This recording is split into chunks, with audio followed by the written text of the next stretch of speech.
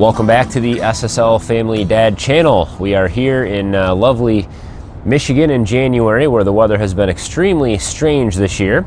And I just wanted to kind of give you an update on a few of the things that are going on around the farm, things that we're working on here, the raised bed garden here in the greenhouse, and just kind of talk a little bit about some of my daily scheduling and how I kind of plan things out. I know some people have asked about this in the past, you know, how do you plan what gets done, what doesn't get done, and when it gets done? There's really a whole lot that goes into that. But so we've had some very strange weather here in Michigan. This January has barely been below freezing. We've been getting rain. Normally we're blanketed in quite a bit of snow at this time of year.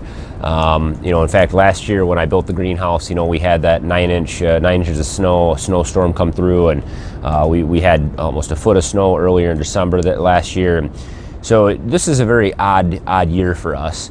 And normally I'm doing a lot of wood collecting through December, January, and February because this is a good time when the ground is frozen. The forest is clear. I can get in and out very easily. I've marked any dead trees that I found throughout the summertime. And it's just a good time. Usually the weather's kind of dry besides the snow, and it's usually a good time to get out and collect wood. And so, that's one of the ways that I kind of plan these things. The biggest thing that controls everything that I do here is the weather. I always used to kind of make fun of the farmers with the farmers' almanacs and all this stuff. Everybody's trying to predict the weather and what's going to be is this year going to be hotter or wetter or drier. And now I'm addicted to this stuff. And my wife, the SSL family mom, she makes fun of this, makes fun of me all the time because the weather is so unpredictable. But it's really all I have to try to plan out my week. So for instance, today I was supposed to be in the greenhouse first thing this morning working on this project because I got all my logs brought in here. You see I've got the 4 logs that I'm going to use, and I've got the extra little ones that, all the wood is in the greenhouse because I knew it was going to rain today. Today, tomorrow, and the next day are going to be rainy. And so I knew I could work in here. Well, when I woke up this morning to get out here and get started on this, it wasn't raining, and it said that it wasn't going to rain until later this afternoon. And so I saw an opportunity to get out and do some wood collecting and splitting and getting a load of wood in the garage so that I can use that for our indoor wood stove. And of course, as soon as I got out there and got started, it starts raining.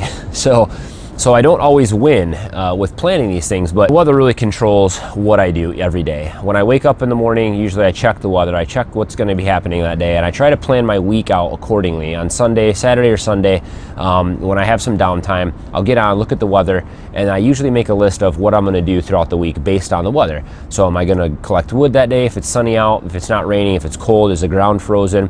I've got a few farmers that have offered a bunch of wood to me. It's out in their fields, and I can't get out there when it's muddy. I gotta wait till the ground's frozen, or I'll tear their fields all up. So just those kinds of things. I'm planning those kinds of things. I've got a lot of work to do in this greenhouse. So any of the snowy, wet, cold days, whatever, I'm going to be in here working on this. So days like today, I try to plan to be in the greenhouse. I will spend the rest of today working on this, and I'll have a video coming out on that soon, hopefully tomorrow or the next day.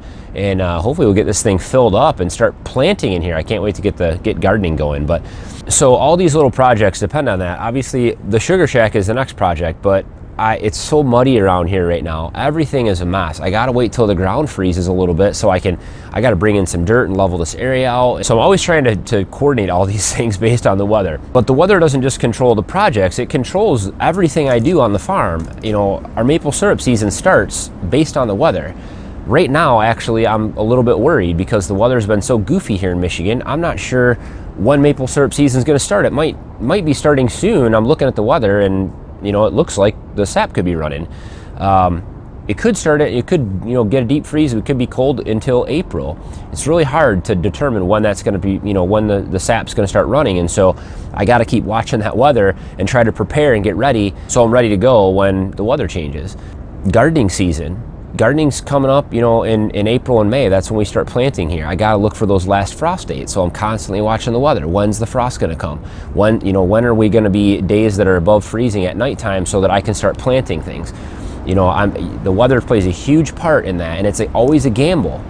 Weather might say it's going to be, warm every night for the next 10 days. And I'll go out and plant everything, and then it changes, and then everything freezes and things die, and it's always a gamble. So And my wife says I should just get a weather rock or whatever those things are that, you know, you just look outside. If the rock is wet, then you know it's raining, and if it's dry, you know it's sunny, that kind of thing. And maybe I should look into that, I don't know. But, and the other things we do around here, hay is a huge thing. It's always determined by the weather. I gotta wait till the fields grow, you know, I gotta wait till the hay is a certain height, and then I gotta start looking at the weather. 1, 2, 3 weeks out. When is it gonna be a good 5 days of sunny, warm, breezy weather? That's perfect for hay. And I gotta get out there right at the beginning of that, and everything else has to be put on hold. I gotta get out there, I gotta cut hay, I gotta rake the hay, I gotta let it dry, and I gotta bale it and get it in the barn before it rains on it. If you've been following along, you saw last year I did a video on hay, and it rained on it, and I had it out there ready to bale in it, and it really wrecked a whole lot of hay. I wasted probably 100 bales of hay last year because of bad weather. The weather can make or break everything that we do here. And that's why, you know, my wife and I sat down and we started planning out what we were gonna do, how we were gonna make money on this farm. And I would recommend you guys that are looking at doing even small homestead stuff or big farm stuff, you have to be diversified. You can't put all your eggs in one basket, as the saying goes. You can't, you know, it can't be all livestock. It can't be all garden stuff. It can't be all, you know, farmers markets. It can't be all syrup. It can't be all hay. It's gotta be throughout the whole year, because there's been years here in Michigan where an entire orchard didn't get a single apple because we had a really late frost. It killed all the apple blossoms in the area. Nobody got it. There was no apples. They were shipping in apples from other states for the apple orchards and cider presses and all that stuff in the fall. And you just have to be diversified. So the things that we plan to do here, and I've talked about this before, you know, we have winter activities. A lot of times I do a lot of wood. I'm gonna be doing a lot of indoor growing that hopefully will eventually generate some type of sales. It's a little more controlled in here. I can control the environment a little bit more, so I don't have to count on the weather. I can heat and control the climate and grow in here year round. And so that's one of the things that we plan to do. We do maple syrup in the early spring. We do our garden stuff that we're gonna be, you know, we'll be selling throughout the summertime and fall. We do our hay, which again, we sell throughout the summertime. In the fall time, we do pumpkins. I plan on doing Christmas trees at some point, and so we have kind of a November and December income. And if any one of those things fails because of the poor weather, or because of some other economic thing or some outside thing that we can't control, you've always got other things to rely on. And so, you know, that's one of the things that we try to do. But the weather just plays a huge part in everything I do. Sometimes I know that might be frustrating for you guys following along, you know, when's the next video going to come out on this or that, or, you know, you haven't done indoor gardening in a while. What's going on with the goats? What's going on with the pigs? What's going on with, you know, this or that?